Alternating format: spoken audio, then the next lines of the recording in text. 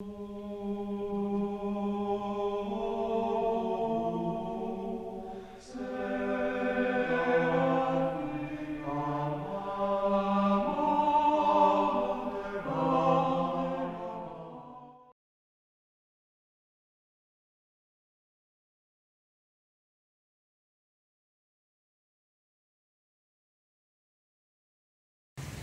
amigos e amigas da Associação Regina Fidei.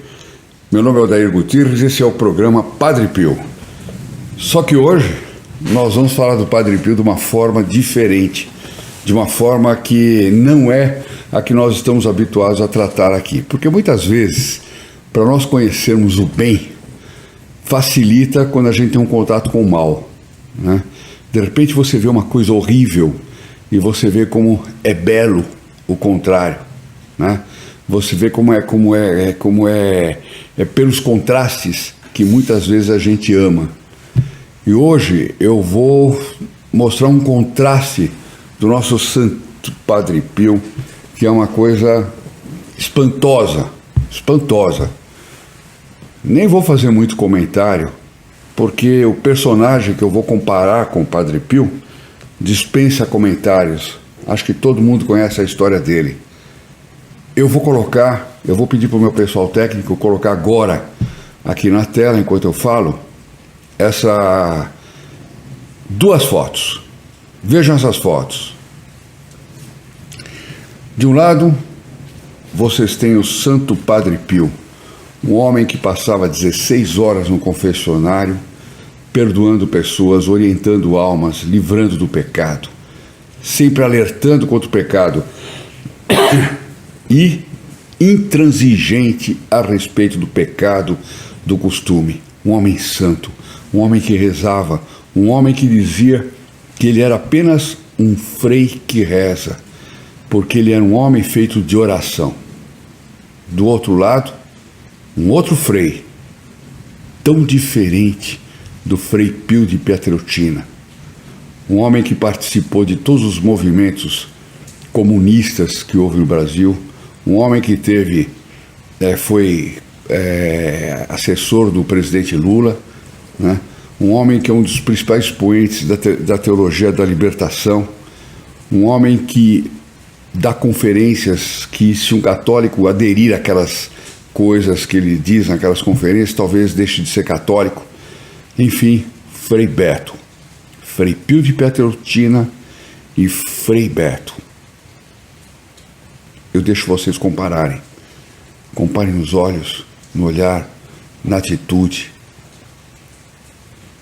Mas, agora, eu vou pedir para tirar a foto.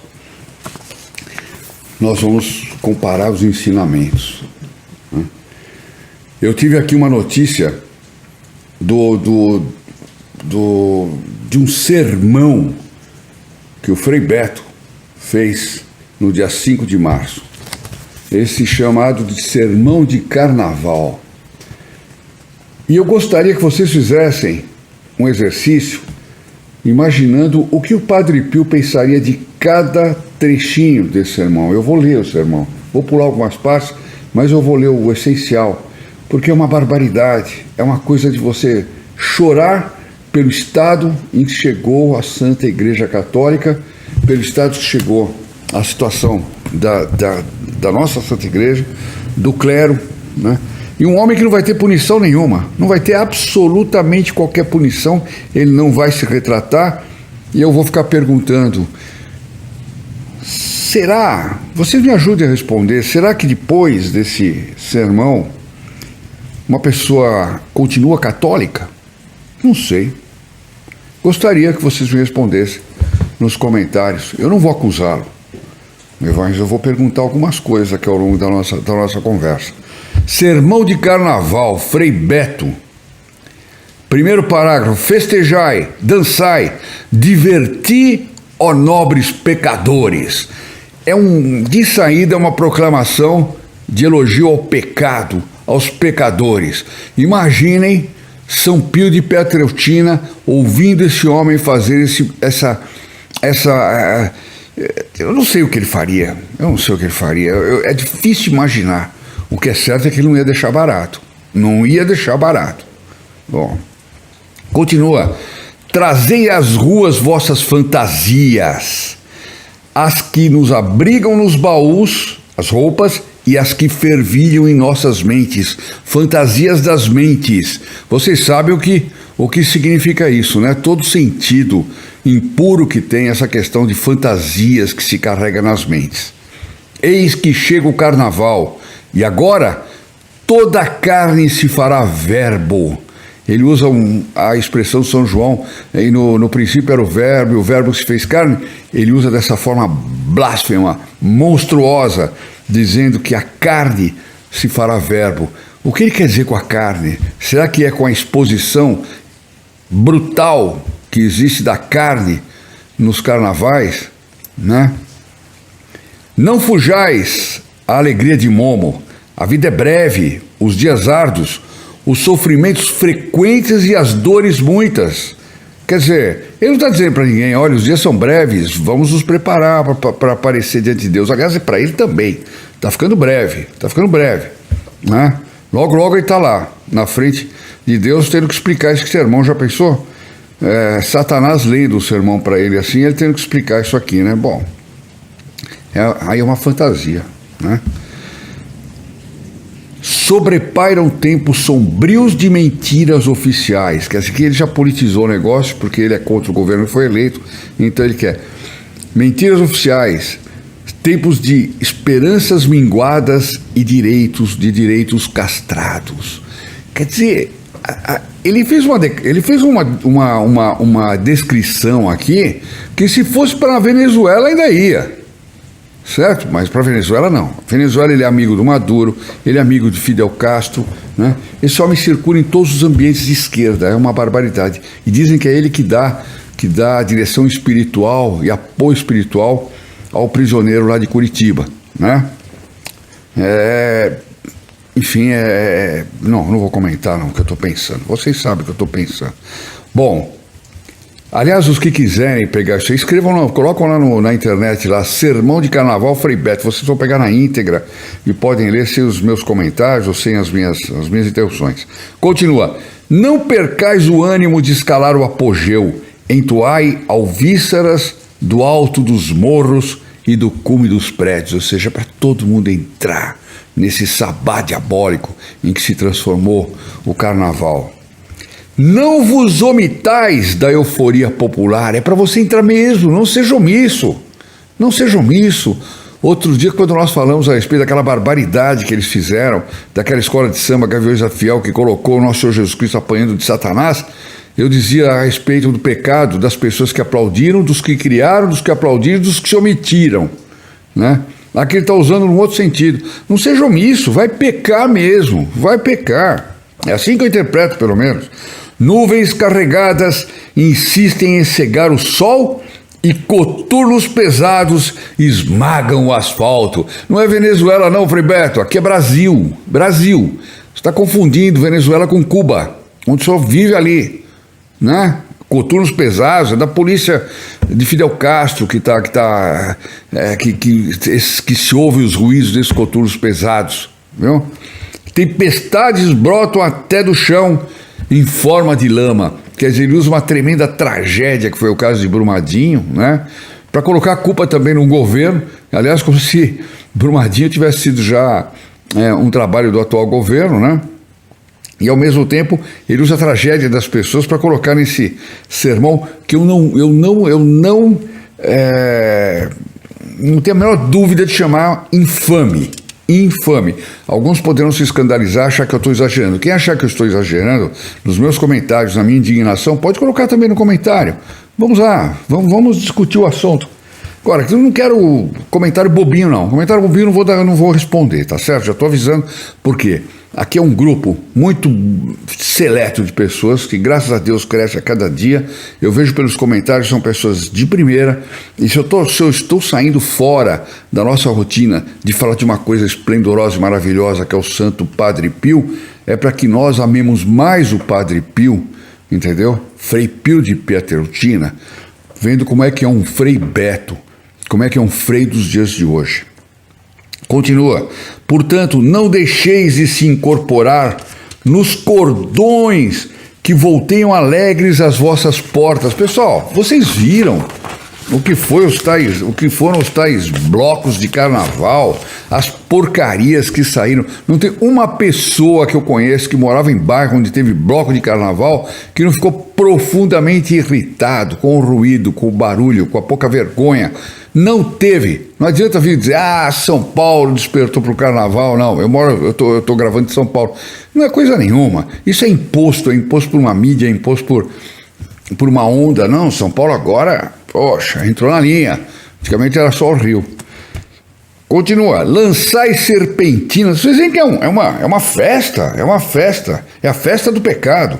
Lançai serpentinas e confetes por vossas cabeças e enebriai de êxtase os vossos corações. O êxtase diabólico não é o êxtase santo, o êxtase que tinha São Pio de Pietrelcina, os êxtases onde ele via nosso Senhor Jesus Cristo, onde nosso Senhor Jesus Cristo revelava para ele o que iria acontecer nos dias de hoje, revelava para ele o que ia acontecer com a igreja, revelava o que ia acontecer com os maus sacerdotes. E nós estamos vendo aqui que isso aqui que eu estou lendo para vocês não era novidade para ele. Que barbaridade. E que ele sofria por isso. Ele sofria terrivelmente por isso. Integrai-vos todos, crianças, idosos, abastados e desdentados. É uma linguagem vulgar. Aos blocos que colorem de cantos e encantos todos os recantos da cidade. Ele tentou fazer uma poesiazinha aqui, muito ordinária. Mas isso aí não é...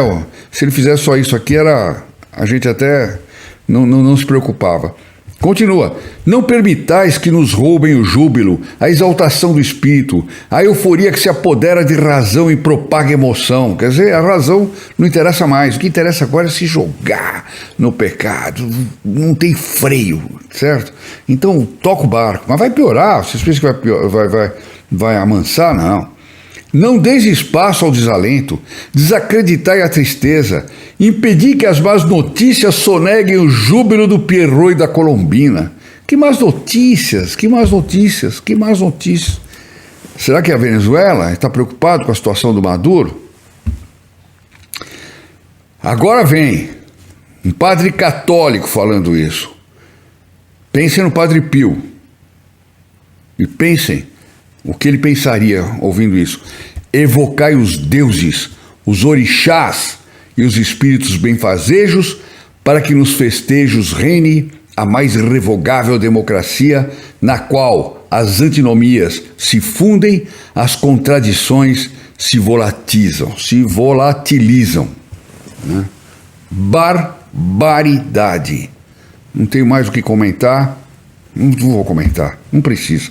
O futuro se avizinha, quando o ajudante de pedreiro exibe sua majestade encimada pela coroa dourada e a faxineira descida da favela se revela rainha no cortejo triunfal. Isso era uma coisa bonita que havia no carnaval de outrora.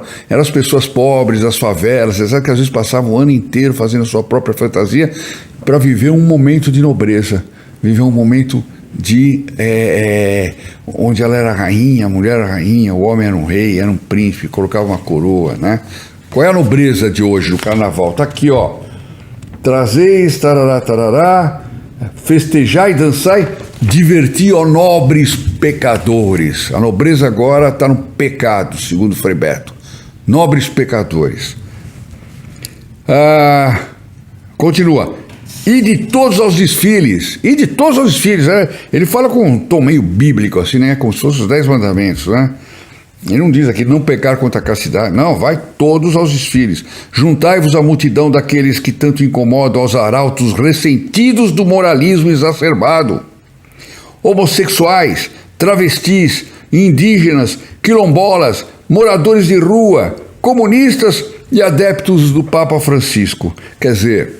Se você não está nessa lista aqui, você está fora, tá? Você não tem direito de se divertir, ou sei lá o que. Bom, aliás, não é diversão, essa história. Mas enfim, está fora. Ele está mandando se juntar apenas aqueles que incomodam a você. que é um arauto do moralismo, porque eu tenho certeza que ninguém aqui dos que fazem parte do nosso grupo está defendendo essas palavras, né? Você então é um ressentido moral, tá bem? Você é um ressentido moral. Então você tem que acabar. As pessoas não podem se juntar com vocês, mas eles têm que se juntar com os homossexuais, com os travestis, com os indígenas, com os quilombolas, os moradores de rua, os comunistas e adeptos do Papa Francisco. Proclamai o direito à diferença sem que prevaleça a divergência. Quer dizer, os 10 mandamentos não poderiam jamais serem contestados. Não, eles têm que ser contestados, né? A pessoa não pode jamais... teria que sempre... o que ele quer dizer aqui é o seguinte, quer dizer, a moral católica, os mandamentos de Deus divergem do que ele está dizendo aqui, né? Não é para divergir, então tem que convergir. Fazei vibrar os dedos das mãos sobre vossas cabeças, qual revoar de abelhas besuntadas de mel, antes que o indicador e o polegar se paralisem em simulacro bélico. Aqui é uma clara alusão à questão do porte de armas, liberação da compra de armas, a pessoa poder ter a posse da arma, não porte. Continua, não ocultais sobre a vergonha o que Deus não se envergonhou de ter criado. Vocês estão entendendo o que é isso aqui? Não ocultais sobre a vergonha o que Deus não se envergonhou de ser criado. Mas vai ficar mais claro aqui, reverenciai a sacralidade da nudez, a do corpo e a da alma, para que a transparência predomine sobre a obscuridade.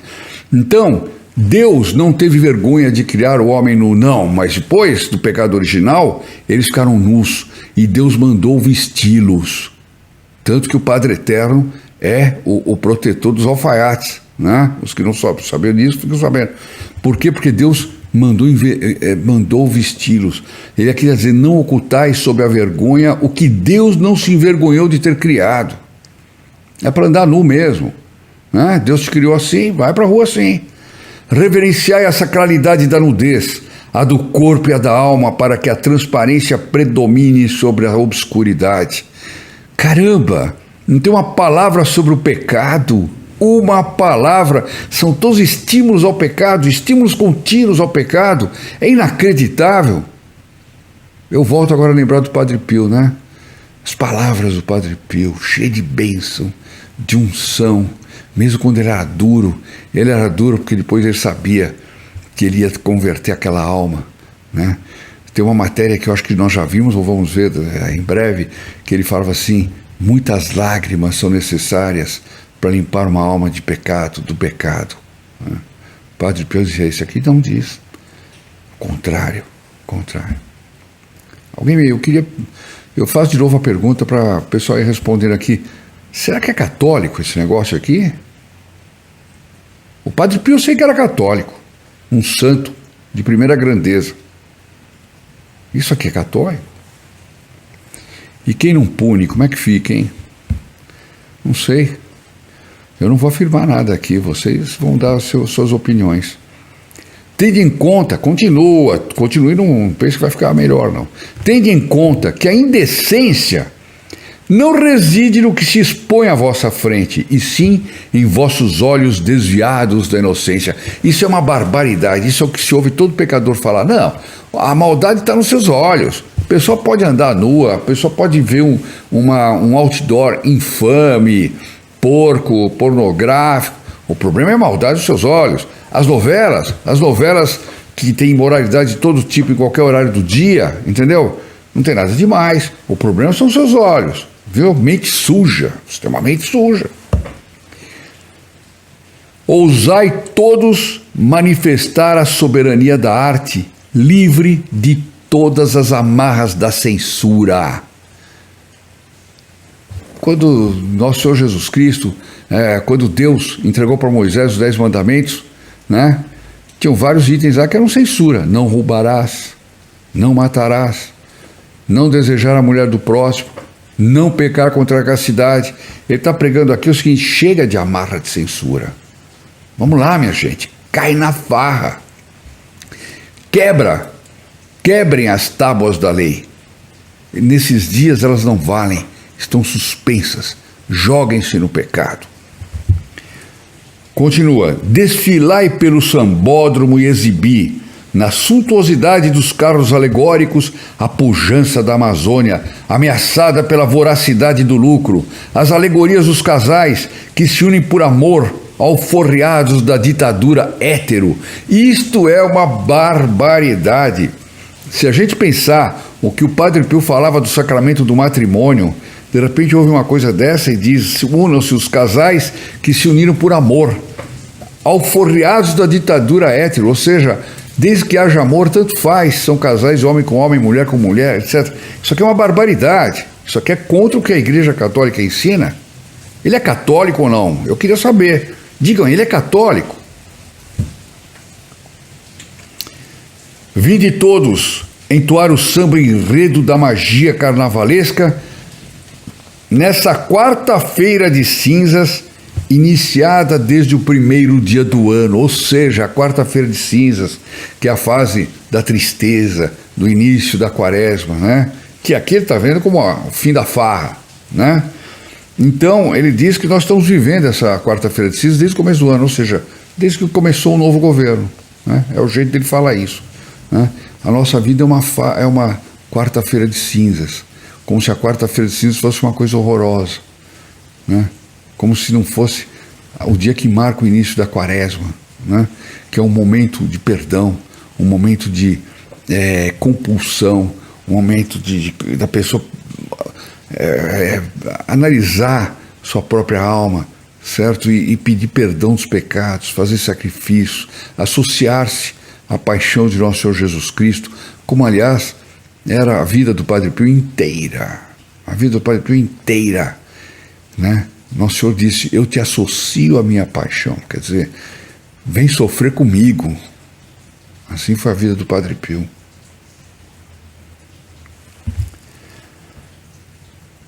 Na festa de Momo são exaltados os humilhados, celebrados os descartados, reverenciados os ofendidos. Olha, Momo, que é uma entidade totalmente pagã.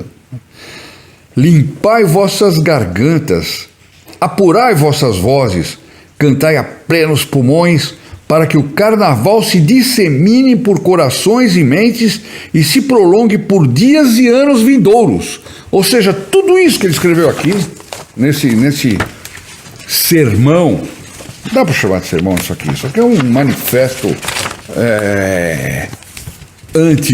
anti-Deus, anti nosso Senhor Jesus Cristo, Nossa Senhora. Isso aqui é uma barbaridade. Tem um manifesto de ódio, uma ode ao pecado, né?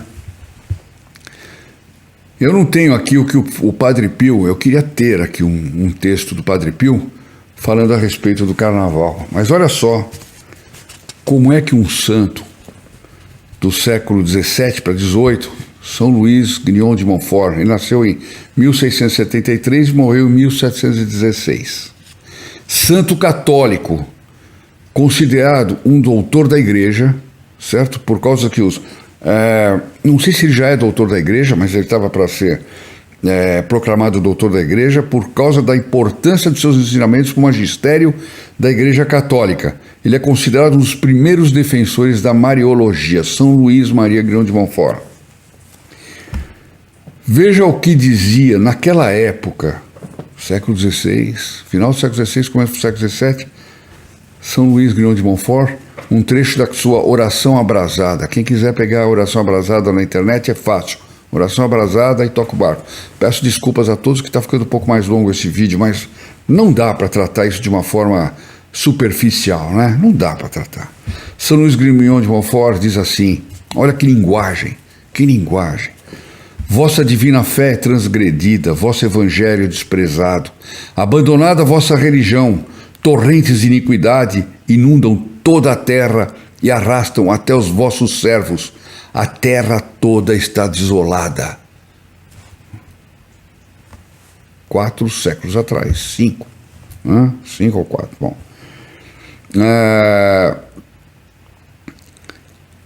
A impiedade está sobre um trono. Vosso santuário é profanado, e a abominação entrou até no lugar santo. Naquela época, a abominação já tinha entrado no lugar santo. Os freis betos da época já existiam. Eles já tinham entrado no lugar santo, certo? Porque eu não consigo, quando fala de abominação, eu rapidamente juntei com o Frei Beto, mas enfim, mas é abominável mesmo o que ele escreveu. E assim deixareis tudo ao abandono, justo Senhor. É ele falando com Deus. E assim deixareis tudo ao abandono, justo Senhor, Deus das vinganças. Deus das vinganças. Olha o linguajar dele. Não era o livre-se do pecado e entre na festa de Momo e faça o que você bem entender, não. Ele fala de Deus das vinganças, o Deus que castiga aqueles que cometem pecados desses. Meu Deus, a responsabilidade diante de Deus de um Frei Beto é inimaginável, inimaginável. Ele não deve estar ligando para isso, porque ele não acredita em nada, ou melhor, acredita, mas talvez já tenha se decidido. Então ele está dizendo para Deus: e assim deixareis tudo ao abandono do Senhor, tornar-se-á tudo afinal, tornar-se-á tudo afinal como Sodoma e Gomorra, calar-vos-eis sempre. Ele está implorando para Deus: será que nós vamos continuar como Sodoma e Gomorra? Será que vós sempre vos calará? Calar-vos-eis sempre, né? Uma barbaridade, né? A gente também se pergunta: quando será que Deus vai intervir nessa situação? Meu Deus do céu, quantas almas se perderão achando que um frei como esse é católico e que deve se seguir o que ele ensina? Quantas almas pode se perder, né? Não cumpre que seja feita a vossa vontade, assim na terra como no céu, e que a nós venha o vosso reino. Quer dizer, o que devia existir, o Pai Nosso diz: venha a nós o vosso reino. O que o Frei Beto diz é não, que o reino de Satanás impere nesses dias de carnaval, né? E durante o ano inteiro, depois ele diz, né? Bom, não cumpre que seja... não vos clamam todos os santos do céu, justiça víndica. Quer dizer, os anjos e os santos do céu estão clamando por justiça, por vingança, víndica. Não vos dizem todos os justos da terra: Amém, veni Domine. Amém, venha Senhor. Os justos da terra pedem isso. Não gemem todas as criaturas, até as mais insensíveis, sob o peso dos inumeráveis pecados de Babilônia, pedindo a vossa vinda para restabelecer todas as coisas? E finalmente, clama São Luís: erguei-vos, Senhor, porque pareceis dormir, erguei-vos em vossa onipotência, em vossa misericórdia, em vossa justiça. Eu termino com essas palavras de São Luís Maria Grão de Montfort, porque é o que nós estamos precisando que aconteça, que é o que, depois de ler um sermão do carnaval, né, desse senhor Frei Beto, que vocês vão me dizer se ele é católico ou não, aqui nos comentários, né? Eu termino com essas palavras: erguei-vos, Senhor. As palavras de São Luís Grignon: erguei-vos, Senhor, porque pareceis dormir, erguei-vos em vossa onipotência, em vossa misericórdia, em vossa justiça. O Padre Pio abraçaria com amor tremendo essas palavras, e o Padre Pio do céu com certeza está nos abençoando por nós estarmos rejeitando dessa forma algo que é tão oposto do que ele ensinava. Até a próxima. Ave Maria, cheia de graça, o Senhor é convosco. Bendita sois vós entre as mulheres, e bendito é o fruto do vosso ventre, Jesus. Santa Maria, Mãe de Deus, rogai por nós, pecadores, agora e na hora da nossa morte. Amém. In nome del Padre, del Figliolo e dello Spirito Santo, e così sia. Sia lodato Gesù e Maria, E buonanotte a tutti.